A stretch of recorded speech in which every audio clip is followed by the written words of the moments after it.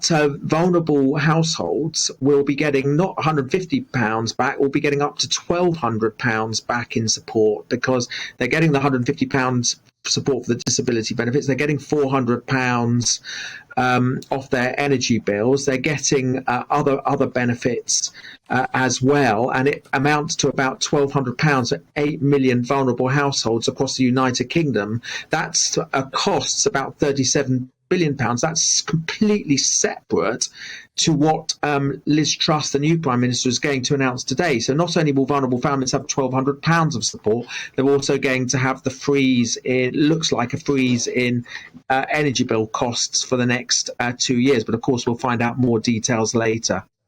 Robert, this all sounds wonderful, and of course in the short term it will be extremely helpful for a lot of people. But we were talking to one journalist there whose assessment of the situation concluded that at the moment human beings are behaving in a way that means we are minimising our usage because it's hitting us in the pocket.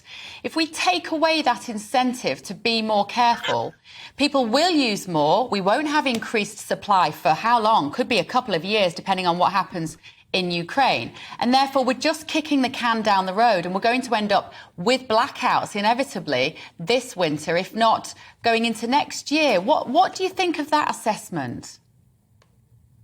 Well, I don't accept it, and I'll tell you why. The first thing is, don't forget, bills since last year have already gone up by, on average, £1,000. So they were about £1,000 on average. Now they're close to £2,000, if not more, for most households. Yeah. So already, I mean, if we ever imagined we'd be paying an average energy bill of £2,000, that would have been unthinkable. So already people are cutting back on their energy and turning off their lights and cutting back on their heating and doing all kinds of things.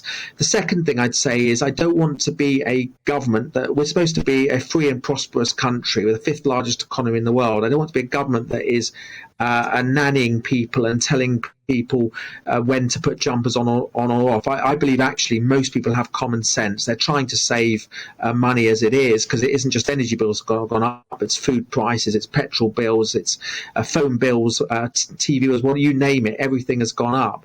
So people are sensible. So let's not have a kind of nannying government that is saying, telling people to put jumpers on. Let's have a government that is extending a helping hand at times of real crises. And I trust the British people to sort of have the common sense and do what is needed in order to try and reduce our energy uses.